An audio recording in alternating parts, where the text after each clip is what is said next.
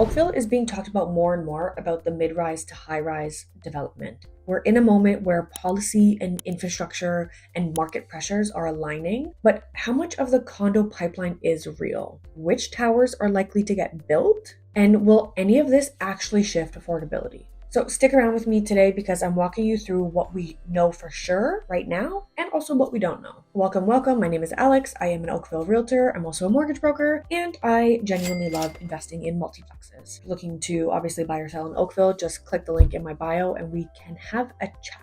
And you can also get your relocation guide as well in the description. Okay, so here is what I found in reliable sources about condo and residential intensification proposals in Oakville. The Oakville Community Association and local reporting states that Oakville is exploring plans for over 2,600 new residential units across approximately a dozen or more high-rise buildings, with building heights proposed between 6 and 28 stories. Now, in town planning documentation, the Midtown Oakville Growth Area Review confirms that on February 18th, 2025, Town Council adopted an official plan amendment, so the OPA 70, that enables more density in Midtown areas and implements community planning permit systems to streamline approvals. The OPA 70 designates Midtown Oakville as a protected major transit station area, meaning it is intended for higher intensity transit-oriented development under provincial planning rules. Now, the town's housing strategy and action plan, which was recently published, outlines goals around stronger policy for housing, infill, and adjusting land use to support more density. Also, Municipal Communications noted that as of April 1st, 2025, Oakville is indexing development changes by 4% in line with construction price changes. So in summary, we have verified policy changes with OPA 70, Midtown Growth Area, and permit systems, and local media reporting the 2,600 units across 12 towers, but we do not yet have a full publicly confirmed project-by-project breakdown for all 12 towers. Now, here's what we don't have and what's really unclear. The things that could not be confirmed by public records, or it requires further investigation, which I will keep digging for all of you people out there that want to know about this. There is no robust municipal document that I found that confirms the 12 towers' addresses or anything like that. I did not find evidence that all 2,600 units will be necessarily condos for sale. Some could be rental or mixed use. Also, there's no public source that's reliable that says there will be these completions by 2026 or 2028. I also did not see any public confirmation that the new supply will significantly impact affordability, especially in the near term. Because many proposals are still in planning or public consultation stages, these uncertainties are important to highlight. But once I have some confirmations, I'll be back.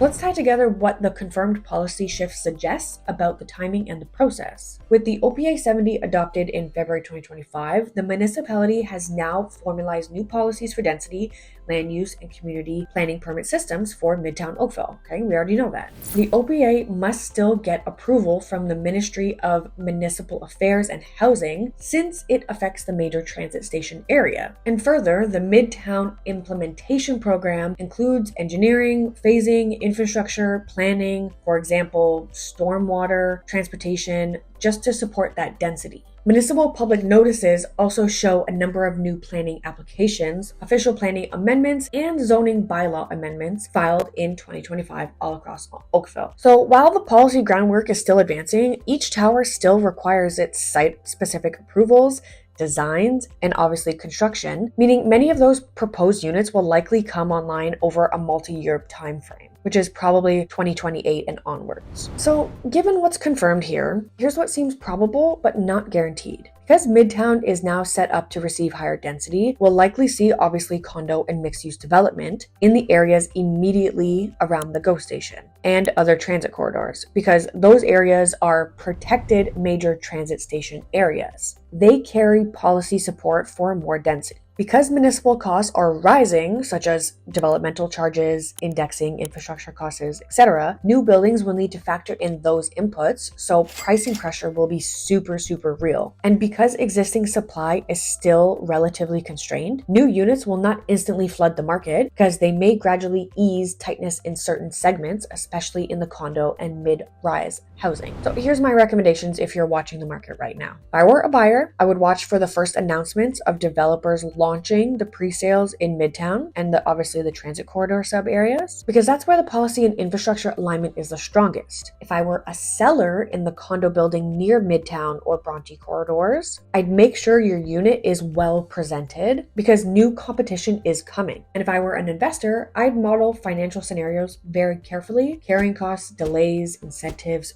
permit risks are real. And in any case, I would request project level data. So the developer name, the renderings, obviously, the unit mixes, the timing of the project. When a new proposal is public, those details will help separate realistic projects from speculative ones. So in short, Oakville's policy environment is shifting. Midtown, of course, again, as I've repeated so many times, is now under new density rules under the OPA 70, and the town is pushing to accommodate growth strategically. Local media and community groups report the 2,600 units across a dozen towers in proposals, though full verification is still pending. And what we do know is many of these proposals remain to be approved, funded, and built. So while the condo wave is real, it will unfold gradually over the next several years. Thank you for watching. And when there is an update on any of these condo projects or any big announcements, I'll be sure to bring it to you with all the information that I can possibly find. And if you liked this video, please hit that like button, that subscribe button, and tell me your comments below. I would love to hear what your opinion is of all of this infrastructure and condos happening in Oakville.